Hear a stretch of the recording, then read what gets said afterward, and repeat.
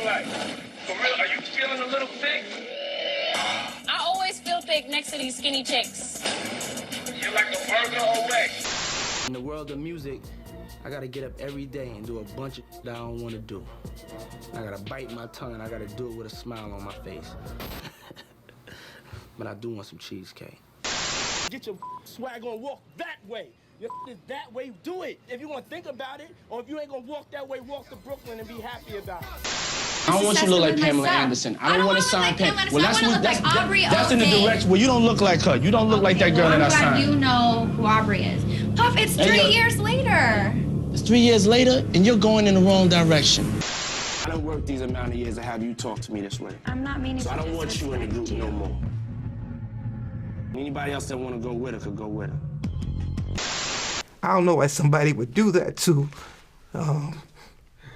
a talented, passionate people. That was all for MTV show, bruh. He ain't had no plans for them. Hey, hey, hey! Dernièrement, je suis tombée sur des extraits d'une émission qui a fait partie de mon enfance, vu que j'étais tout le temps postichée devant MTV. Et cette émission, c'est Making the Band.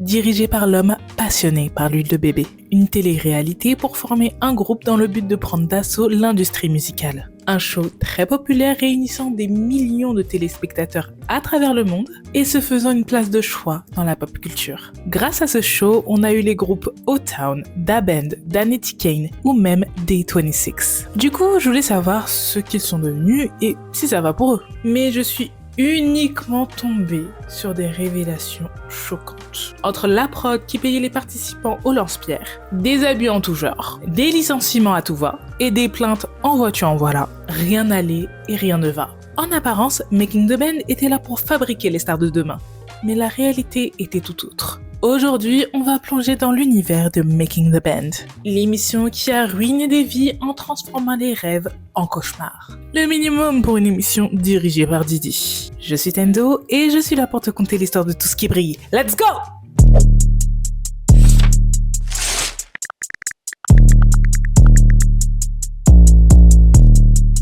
L'histoire de Making the Band commence par un escroc, mais pas celui que vous croyez. Tout commence avec un autre magnat de la musique, Lou Pearlman. Celui qui a découvert et managé NSYNC et les Backstreet Boys. Et surtout escroc à ses heures perdues. Le gars fut à l'origine d'un énorme système pyramidal pour engranger des millions de dollars tout en utilisant ses boys bands comme façade pour ses arnaques. Le menant à purger une peine de 25 ans de prison jusqu'à sa mort en prison là aussi. Je parle de cet escroc. À l'aube des télécrochets, la recherche de la prochaine nouvelle superstar, alliée à l'engouement disproportionné pour les boys bands, Lou Pearlman a alors l'idée de créer une émission de télé-réalité pour chercher son prochain boys band à escroquer. À développer. Le concept est simple, toutefois révolutionnaire pour l'époque. Tout est filmé, de l'audition à la formation du groupe, jusqu'à l'enregistrement de leur album et la promo qui l'entoure. Une plongée inédite dans une industrie si opaque. Cette émission s'appellera Making the Band.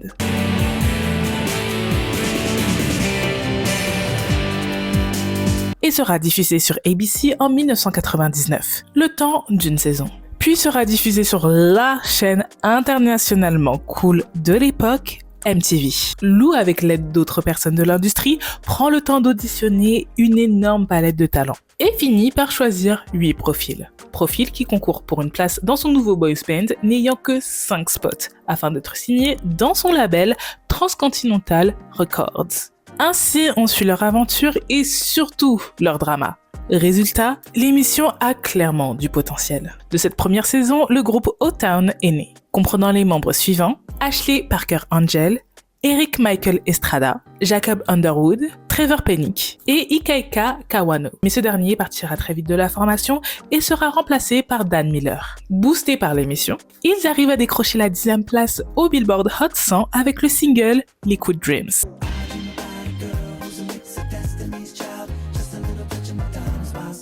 Et chartent leur premier album éponyme à la 5e place au Billboard 200. Pendant ce temps-là, un autre groupe avec des visages familiers venant de cette saison émerge. Avec Ikaiko Kawano, lui qui avait pourtant gagné l'émission, a préféré fuir O-Town. Car selon un ancien employé du label de Perlman, Lou lui aurait fait des avances et aurait eu un comportement inapproprié envers Ikaika. Ce dernier était son chouchou et dès qu'il le touchait, Ikaika était très mal à l'aise. Il formera le groupe Element avec 2 autres gars venant de Making the Band. Pour l'anecdote, l'acteur et chanteur Matthew Morrison a fait partie de ce groupe. J'avoue que quand j'ai découvert ça m'a fait rire. Moi, j'avoue. Étant une ancienne grosse consommatrice de Glee, ça lui va à ravir. C'est on-brand pour lui. Element, c'est très Disney Pop.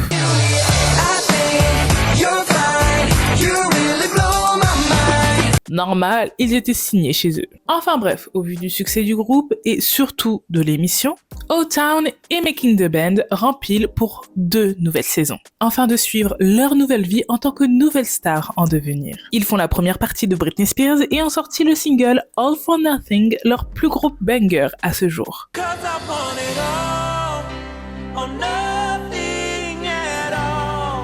Qui atteint la 3e place au Billboard. Making the Band 1 s'arrête au bout de 3 saisons. Les boys bands commencent à perdre en popularité et O-Town encaisse le coup. Ils sortent un 2e album, O2, mais échouent à rencontrer le succès escompté. En 2003, leur label ne veut plus d'eux et commence à avoir des problèmes financiers, certainement dus à Lou Pearlman. Certainement, probablement. Très certainement même. Alors, le groupe se sépare. Néanmoins, en 2013, ils décident de reformer le groupe sans Ashley Parker Angel. Tout récemment, ils se distancient de Didi et précisent qu'ils ne faisaient pas du tout partie de la même saison. Surtout qu'eux-mêmes avaient droit à leur propre escroc. Donc bon, un 2e, ça suffit comme ça. Ils continuent de sortir de la musique pour le bonheur des plus nostalgiques. Mais je n'en fais pas partie, car c'est que maintenant, à mon grand âge, que je découvre qu'il y avait une édition sans et avant Didi, alors que c'est ce qui nous intéresse le plus. En 2002, vu qu'il fallait un escroc pour remplacer un autre escroc pour préserver une certaine continuité, Sean Diddy Combs reprend alors le flambeau de l'émission et en devient même le propriétaire. Diddy et ses comparses se prenant pour Simon Cowell avant l'heure sont à la recherche de rappeurs-reuses et chanteurs-reuses pour former la Dream Team du hip-hop.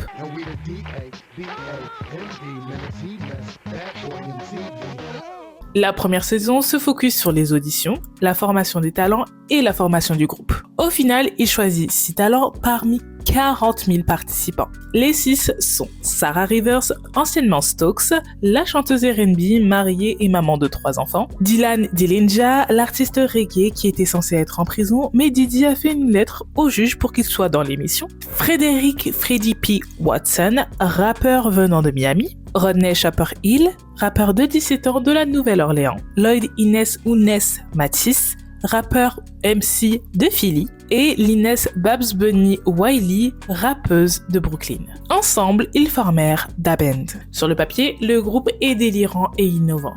Mais en réalité, c'était juste un mess. Les saisons suivantes, on suit les aventures de nouveaux groupes qui vivent ensemble. Un chaos total. Dans presque tous les épisodes, il y avait des bagarres en 4K. Ou plutôt en HD pour l'époque. Les membres se détestaient. Même le mari de Sarah s'y mettait en participant au clash.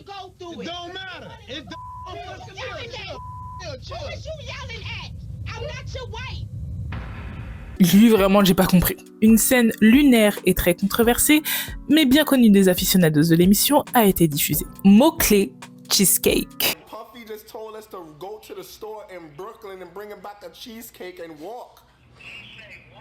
C'était du Didi faisant du Didi. It's a bigger picture to it. In the world of music, I gotta get up every day and do a bunch of that I don't want to do. I gotta bite my tongue and I gotta do it with a smile on my face. But I do want some cheesecake. En fait, un jour, il leur ordonne d'aller chercher une part de cheesecake à pied. And y'all can walk from here, get the cheesecake, see the city, enjoy the sights, would you? La promenade de santé, c'était 4 heures aller et 4 heures retour. Réticent à l'idée et ne comprenant pas le lien entre le fait d'aller chercher un cheesecake et le groupe, Didi leur fait bien comprendre une chose, que ça fait partie des choses qu'ils ne veulent pas faire, mais sont obligés de faire pour avoir une chance dans cette industrie, et de toute façon, ils n'avaient pas le choix. Get your swag on, walk that way. Your is that way, do it. If you want to think about it, or if you ain't gonna walk that way, walk to Brooklyn and be happy about it. Alors, ils partirent chercher son cheesecake à pied, tous ensemble. Lunaire. L'humoriste Dave Chappelle et quelques membres de Da Band ont pris le temps de parodier cette scène parce que c'est digne d'un sketch.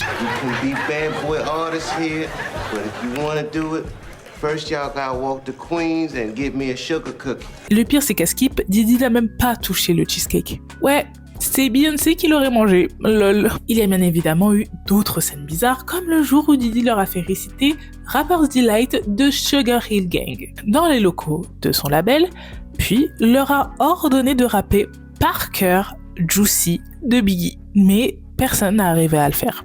Blasphème Zerma. Alors ils décident qu'ils doivent apprendre les paroles par cœur dehors et les faire réciter le lendemain dans la rue pour avoir une chance d'entrer dans son studio. Puff nous enseignait des masterclass pour briser psychologiquement un artiste fraîchement signé. Parce qu'après l'épisode du cheesecake, un des membres a clairement dit que si Didi lui demandait de courir nu à Times Square, il courrait nu à Times Square.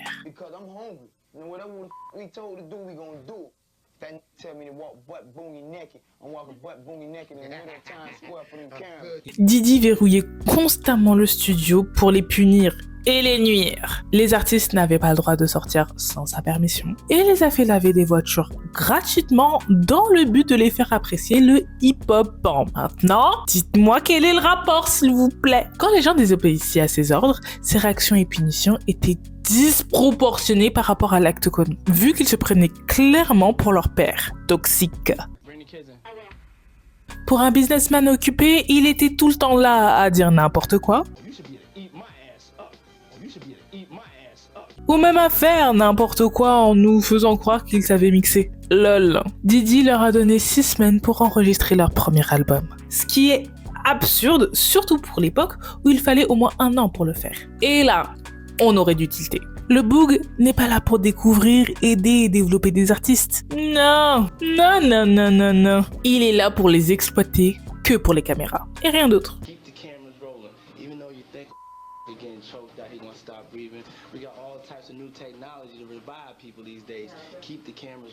En plus de ça, il leur donnait une tonne de contrats qu'ils devaient signer sur le tas, sinon pas de groupe. Sarah, qui voulait prendre le temps de le lire avec son mari, émet quelques doutes, mais finit par le signer sous la pression du groupe. Alors que le contrat est une pure merde en boîte. Il stipulait qu'il ne recevait que 3% de tout ce qu'il générait. En général, pour ce type de contrat, ce pourcentage tourne entre 5 et 15%. Quand ils ont su, c'était bien trop tard car ils avaient déjà tous signé. Ils sortent tout de même 2 singles, Bad Boy This and Bad Boy That.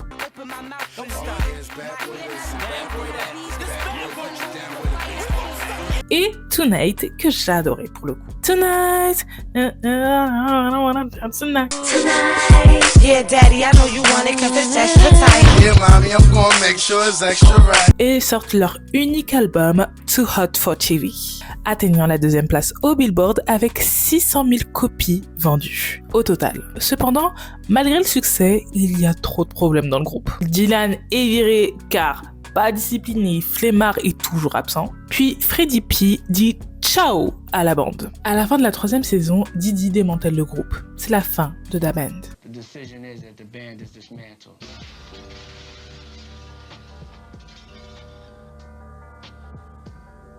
Les téléspectateurs sont choqués car who does that? Et surtout, il y avait un vrai buzz autour d'eux. Ils gardent seulement Chopper en solo et Babs et Inès en tant que duo, mais n'ont jamais sorti quoi que ce soit sous Bad Boy. Par la suite, Babs a créé Queen of the Ring, une compétition féminine de battle de rap, et maman d'un garçon. Elle dira que Making the Band fut une expérience formatrice, mêlant rêve et cauchemar, dont elle ne retient que le positif. Dylan a quant à lui continué de faire de la musique sous le nom de Dylan Dilly, et a été signé chez Akon un temps. Il est maintenant DJ. Courant 2025, il a été arrêté puis relâché car il a giflé un gars. Pour Freddie P, ça a été compliqué. Il révélera qu'il a quitté le groupe car Didi l'aurait menacé. Man, what you think you bad or something? He was like, nigga, I'll buy every house on your block. Shut every light off on that bitch, and when you come out, every time you come out, that bitch you'll get popped. puis avec une sévère dépression à cause de ce dernier. Après le show, il a perdu tout espoir et accuse Diddy d'avoir ruiné sa vie. Quant à Ness, il a écrit pour Diddy pour son album Press Play et est très connu sur la scène battle rap. Et il défend publiquement Diddy. Spoiler alert, c'est le seul participant de toutes saisons confondues à le défendre. Dans le tas, il fallait bien un bénévole. En 2024, il dira que c'est une campagne de dénigrement comme ce qu'ils ont fait à R. Kelly, Michael, Tyson et Cosby. The smear campaign, yes. And that's what's happening with Puff, is a smear campaign. The shit they doing in Puff is a classic rollout that they did to a lot of people. Bill Cosby, all the Mikes, Mike Tyson, Mike Jackson, Michael Jordan. They did it to all of us. Yeah, absolutely. I agree. R. Kelly, Bill, Prince. Genre, encore un noir à faire tomber. Il a rien compris, lui. Sarah Rivers continue toujours la musique, mais a fait face à plusieurs reprises à la justice pour violence conjugale, qui lui a valu 93 jours derrière les barreaux. Sarah aurait niardé son mari, puis se serait battue avec lui quelques années plus tard. Elle participera à la télé-réalité From the Bottom Up, puis a porté plainte pour Diddy pour 60 millions de dollars pour traitement hostile et inhumain durant le tournage de Making the Band 2. Selon ses dires, elle aurait subi un contrôle strict de sa vie, des humiliations et du travail non rémunéré, tandis que Diddy aurait saboté sa carrière et l'aurait agressé sexuellement. Finalement, 21 des 22 chefs d'accusation ont été rejetés par le juge, et le dernier reste en suspens. Place au dernier, Chopper ou Young City ou Chopper City, qui a fondé son propre label et a eu lui aussi des démêlés avec la justice. Il fut accusé d'avoir utilisé sa notoriété sur les réseaux sociaux pour inciter les femmes à se stituer. À part ça, il affirme que Diddy avait tiré 30 millions de dollars de bénéfices via Damned, alors que certains membres ne se faisaient même pas 100 dollars par épisode. Il a également confirmé que Diddy avait bien menacé Freddie P. Et ajouta que pendant qu'elle était mariée, Sarah aurait couché avec Diddy, Ginuwine et Freddie P. Mais ça, c'est que de la spéculation de sa part. Même s'il n'y a plus de Da Band, Making the Band revient encore plus fort pour cette fois-ci créer un groupe de filles. Making the Band 3 débarque sur MTV en 2005 avec 3 nouvelles saisons.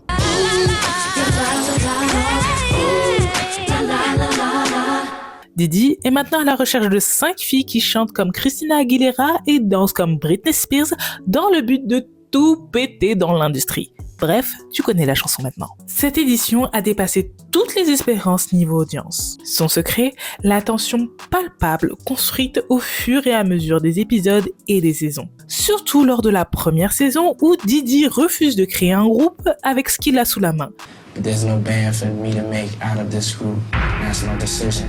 Du coup, il sélectionne 3 filles, Aubrey O'Day, Andrea Fembres et Malika Ubaka, et leur propose de retenter les auditions la saison prochaine avec de nouvelles recrues afin de vraiment former un groupe cette fois-ci. Les saisons sont ponctuées de scènes en tout genre plus mémorables les unes que les autres, comme celle avec Taquita Thorns et la chorégraphe Laurieann Gibson.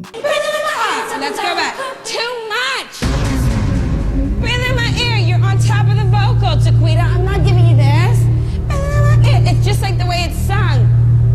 No, too much neck, honey. 6, 7, 8. Oh, you just want me to get started. Again for Taquita. You're touching my body. Oh. No, let's go back. What time is it?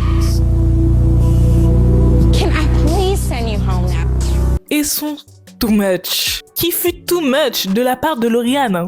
Pas Taquita. Un peu too much, Laurieann, non? Non? En tout cas, justice pour Taquita. Ou le jour où Diddy les fait courir 10 km, puis les fait danser juste après comme des marionnettes.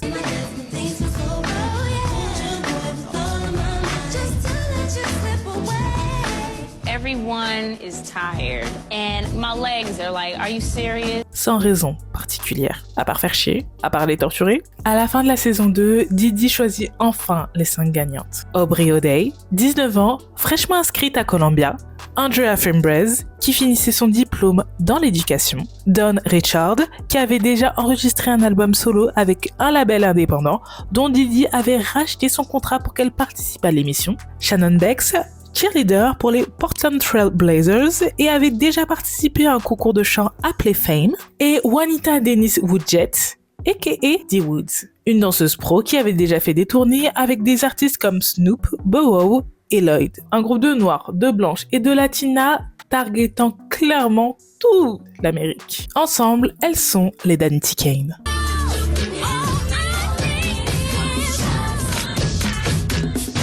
Certes, Aubrey était la star de Making the Band, mais Dawn et Andrea étaient les stars du groupe, si tu vois ce que je veux dire. Même si chacune d'elles avait leur talent et leur particularité. Pour l'anecdote, Taquita et Kawi, une autre participante de l'émission, ont eu un spin-off de 4 épisodes sur MTV. Pendant la saison 3, on suit le groupe partout, au studio, pendant leur entraînement, leur première scène ensemble, leur premier clip, bref, partout. On suit également comment Didi les traite et manipule. Il a toujours son commentaire malsain sous la dent à balancer, comme le jour où il a fat-shamé D. Woods. Juanita, what's your stomach looking like? For real, are you feeling a little thick? I always feel thick next to these skinny chicks. You're like a burger away. Elles ont eu uniquement 5 semaines pour enregistrer leur premier album éponyme, produit par Timbaland, Scott Storch, Rodney Jerkins, Mario Winans et Ryan Leslie. Avec les singles Showstopper, Showstopper, Showstopper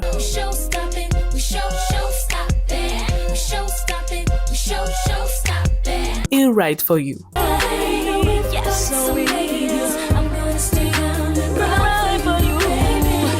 Des bangers. L'album se classe à la première place du Billboard 200, vendant plus de 230 copies la première semaine. Le groupe explose tout, les stats sont au rendez-vous. Cependant, il y a plusieurs hicks. Didi n'avait pas prévu ça et pensait qu'elle ne vendrait pas plus que Cassie, soit 100 000 copies. Il ne croyait tellement pas en elle que lorsqu'elle faisait les premières parties de Christina Aguilera, elle cousait leurs propres costumes. They wouldn't give us any money, so we were sewing our costumes from Forever 21. Par ailleurs, on commence à apercevoir la formation de 2 clans distincts. D'un côté, D. Woods et Aubrey, a.k.a. Ebony et Ivory, et de l'autre, les autres. Des rumeurs de séparation commencent à émerger. Selon les on-dit, Aubrey serait en pourparlers pour intégrer les Pussycat Dolls et commence à devenir une hit girl en traînant avec des personnalités publiques comme Kim Kardashian. Quant à D. Woods, elle aurait voulu quitter le groupe pour rejoindre un autre groupe, Girls Club, et aurait voulu se concentrer sur sa carrière d'actrice. Pour info, D. Woods et Aubrey étaient la cible principale des haters sur internet. Et puis une autre rumeur circulait en même temps. Dawn, aka la favorite des Didi, serait sa prochaine artiste solo. Bref, rien ne va, faites vos jeux. Malgré les rumeurs, Making the Band 4 arrive en 2007. Et le groupe est toujours ensemble. Yeah! Mais pas pour longtemps. On continue à suivre leur progression et comment elles naviguent leur nouvelle fame. Cette nouvelle saison inclut également la recherche d'un nouveau groupe 100% masculin, mais on en reparlera plus tard. Didi continue à prendre à partie Aubrey, surtout pour son apparence. I don't want you to look like Pamela Anderson. I don't want to sign Pamela. Well, that's in the direction. Well, you don't look like her. You don't look like that girl that I signed. You know who Aubrey is. Puff, it's 3 years later. It's 3 years later, and you're going in the wrong direction. Lui qu'il avait choisi comme vitrine car elle pouvait représenter ce sexy mais pas trop auprès de l'audience blanche américaine, il considérait qu'elle a dépassé les bornes et qu'elle avait maintenant une image un peu trop libertine. I don't like what she does to the brand when she's wilding out there, being overly raunchy, promiscuous. Cependant, Aubrey ne se laissait jamais faire et lui répondait à chaque fois. Your actions, some of your decisions, some of your choices affect the group. Like whether it's you decide to turn your eyes green or you decide to get a weave or you got to get that approved on how it's going to affect the rest of the group. The stuff that I've seen of you in the press over the last couple of months, I don't think it was beneficial for the group. But stuff that the press says has nothing to do with me. I have no control over what they say about me. Faisant gonfler des rumeurs de coucherie entre les deux. Puffy didn't like your sexy image. Do you think that's the truth? Well, I also think that he's had you, but everybody denies that. Ce qui était complètement faux. Je sais pas qui vous a dit ça, mais c'est faux. Je sais pas pourquoi vous pensez que c'est vrai parce que c'est faux. Afin de promouvoir leur second album, Welcome to the Dollhouse, avec le très bon single Damage,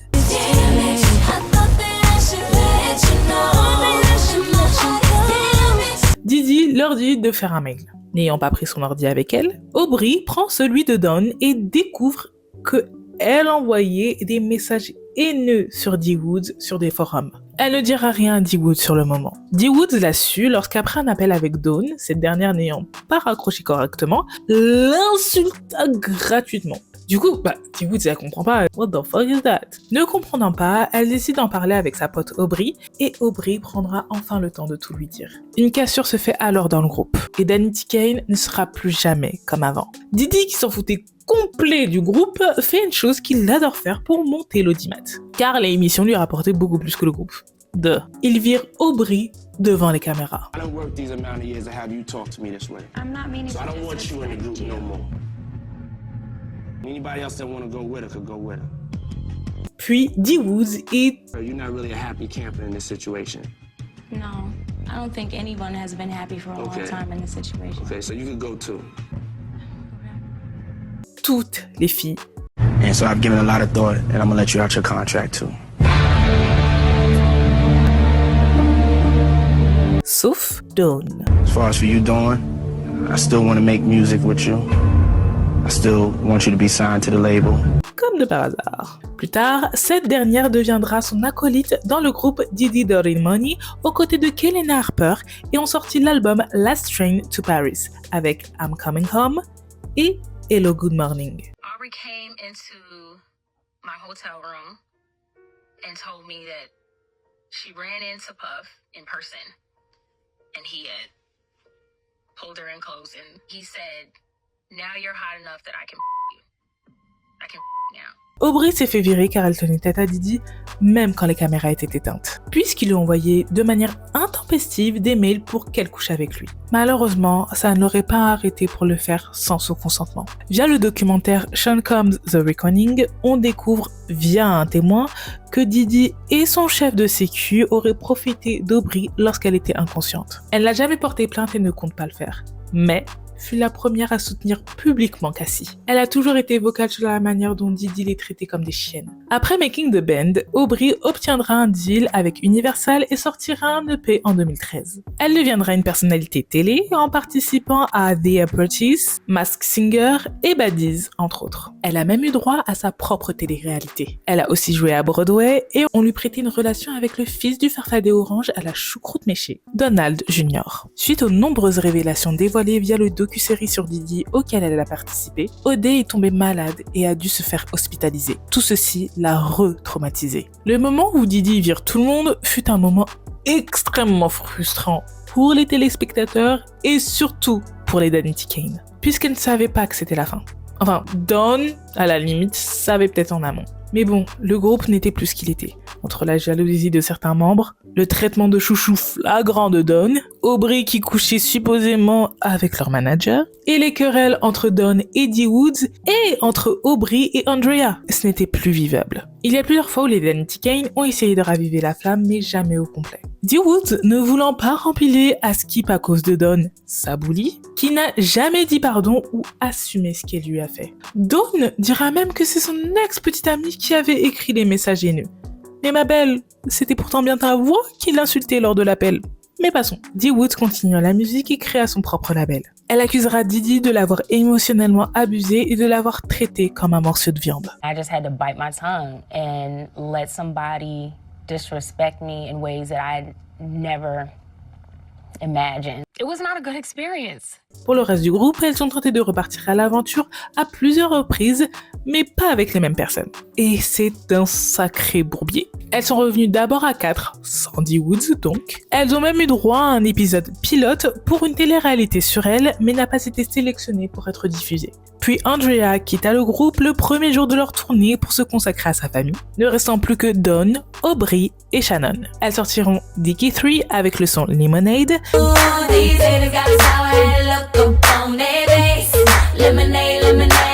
Mais patatras. Pendant l'enregistrement du projet, Dawn agresse Aubrey au studio. Ainsi, le trio devient un duo appelé Dumb Blonde. Quant à Dawn, elle se focus sur sa carrière solo. Finalement, Shannon, Aubrey et Dawn, reviennent en tant que trio. Puis Shannon quitte le groupe pour lancer un business laissant le duo Dawn et Aubrey. Mais, en 2025, le groupe fait un comeback avec un line-up surprenant. Aubrey revient comme toujours, mais ça, ce n'est pas une surprise vu que c'est elle qui est toujours à l'initiative des comebacks. Néanmoins, cette fois-ci, c'est Andrea et D. Woods qui reviennent performer à ses côtés. Une configuration que je n'avais pas vu venir, j'avoue. Que D. Woods, elle voulait pas revenir, vraiment.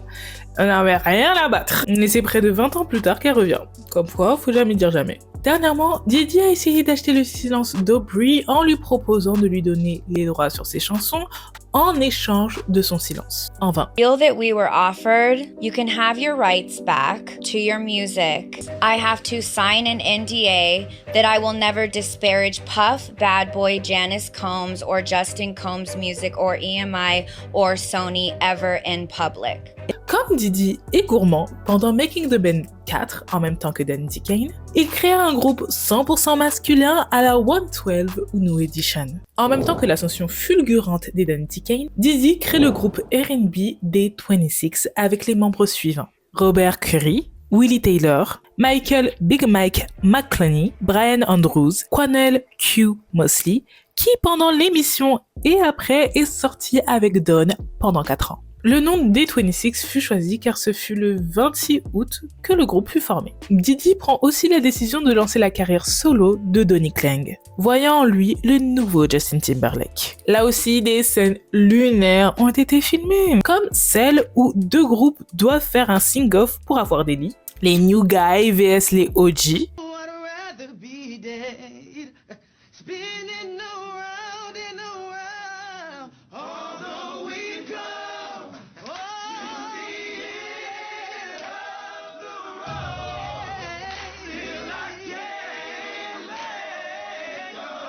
Et that was too much, too damn much, mais il a tout donné, Lui là, il a tout donné. Ou la fois où Didi, énervé, a supposément menacé de jeter une chaise sur sa chorégraphe car elle répondait. I'm not taking no interjection. Now I'm psycho for real. No, and so am I. Get the out there. Right, with pleasure. I don't want to be a part of that. You get rid of 4,000 one day. No, you disrespectful. Turn the cameras off. Un proche de Didi aurait en plus attrapé Lauriane, mais heureusement qu'elle s'est enfuie. Elle a ensuite porté plainte, mais celle-ci n'a pas abouti. Par la suite, il lui dira pardon entre larges guillemets, sans le dire, via une technique de manipulation vieille comme le monde. So did you miss me when you was away from me? Huh? Did you miss me? Huh? Huh? No. You didn't miss me? No. You missed me a little bit. No, I did not. Did you miss me? Sometimes. D26 sort leur premier album éponyme, atteignant la première place au Billboard 200 avec comme single Got Me Going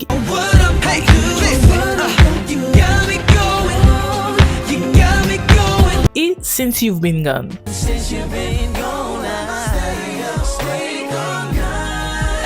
Avec dans l'album l'excellent titre Co-Star.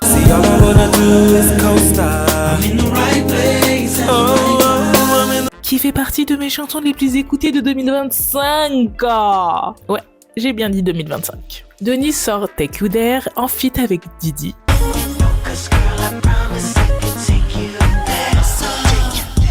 Single de son premier album Just a Rolling Stone, qui a charté dans le top 20 dans le Billboard. La romance était dans l'air pendant cette édition, entre Donnie et Aubrey d'un côté et Dawn et Q de l'autre. D26 s'entendaient très bien. Cependant, patatras. Q commence à changer de comportement. Il se fight avec les autres membres du groupe, il n'est plus le même. Quelque chose s'est passé, mais personne ne sait rien. On saura plus tard pourquoi, et oui, Didi est supposément impliqué ainsi qu'un membre des Danity Kane. On arrive à la dernière saison, filmant la tournée Making the Band, ainsi qu'un épisode final spécial réunion, incluant tout le monde de Making the Band 3 et 4. Didi lancera un spin-off appelé Making His Band à la recherche de guitaristes, batteurs, choristes, afin de former son propre groupe de musique live. Ça n'a duré que quelques épisodes. En 2020, il a essayé de relancer Making the Band avec ses fils avant la pandémie d'Emi, en vain. Donnie Klang est toujours actif dans l'industrie de la musique. Il quitta Bad Boy vu le peu de support qu'il a reçu de la part de Didi pour lancer son propre label. Lui, il a pris le temps de bien parler de son expérience making the band et a dénoncé Diddy et MTV. Au départ, lui et les autres, Danity Kane et D26, ont été payés $100 par épisode, le minimum légal pour l'époque. Cependant, par exemple, les participants de Jersey Shore ont renégocié leur contrat et ont pu être payés $10,000 l'épisode. Pendant Making the Band 4, Donny et les autres ont été payés entre $400 et $500 par épisode. This was one thing that definitely pissed us all off when we found out. Alors que Diddy fut payé plusieurs milliers de dollars par épisode. Pour info, Making the Band était beaucoup plus populaire que Jersey Shore. Et tu vois le feat entre Donny et Diddy? Eh bien, le cachet de Diddy pour ça fut $250,000. Si ça c'est pas pour sa beauté, les gens, c'est pourquoi alors? Le pire c'est que c'est pas fini parce que l'apparition de Diddy dans son clip là, il a dû payer un cachet supplémentaire pour ça, en plus des $250,000 pour le feat. Mais Donny, ça, il en savait rien sur le moment. C'est après coup, quand il a vu les factures, les nanani, le pourquoi il devait $2 millions à son label, il s'est dit, mais ça sort d'où? Pourquoi? Il a commencé à voir les chiffres, il a dit, ah, Diddy, c'est comme ça! Enfin, pour moi, c'est comme ça qu'il a réagi. So that was never even like negotiated. It was just, he got that fee and I didn't even know about it until I get this spreadsheet that says I need to recoup $2 million to Warner Music Group before I ever make a penny. Concernant le parcours des D26, ils ont pu sortir un deuxième album, Forever in a Day. Puis, Q quitte la formation pendant un temps. Dès 2013, le groupe se sépare. Puis revient au complet. Brian fuit 4 ans plus tard, mais revient 4 ans après. Et aujourd'hui, ils sont toujours actifs et au complet. Q a révélé des choses très perturbantes concernant sa relation avec Diddy et Don. Pendant qu'ils étaient en couple, à une soirée de Diddy, dans les Hamptons, il dira que Don lui avait donné une pilule en pensant que c'était de Tazi. Mais en réalité, c'était un tranquillisant pour chevaux qu'il a mis KO. Il s'est réveillé en criant, en voyant des caméras partout et des personnes qui rigolaient. Pour lui, l'ambiance était maléfique. Il dira plus tard que cet événement l'a trauma. Et il a changé de comportement parce que pendant Making the Band, il aurait reçu un mail de la part de Diddy qui l'a anéanti et changé. Mais ne pouvait pas en parler en pensant que les gens le prendraient pour un fou. Il blâme Diddy, son garde du corps Roger Bonds et tout son entourage. Il dit qu'il a expérimenté une période dépressive comme Freddie P. Il pense qu'il s'est rendu fou pendant des années en essayant de comprendre ce qui s'était passé avec Diddy. I really lost myself for years.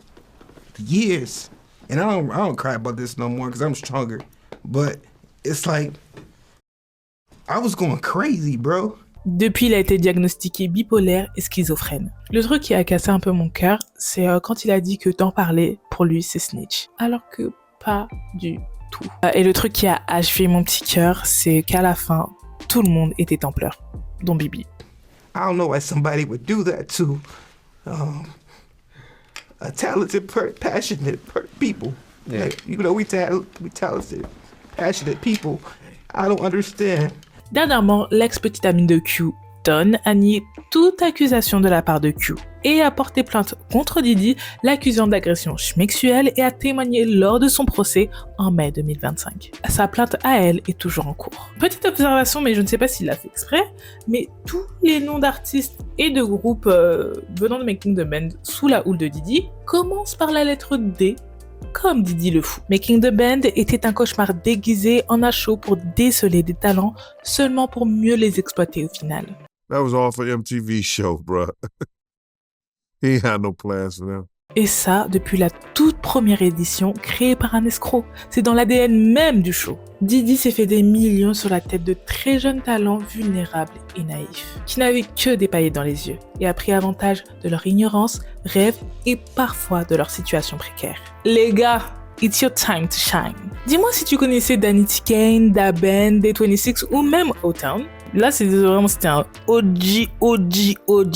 Et quel était ton groupe préféré? Et surtout, qu'est-ce que t'en penses de Making the Band à l'époque et ou aujourd'hui? Je t'envoie que du love, cordialement, Tendo.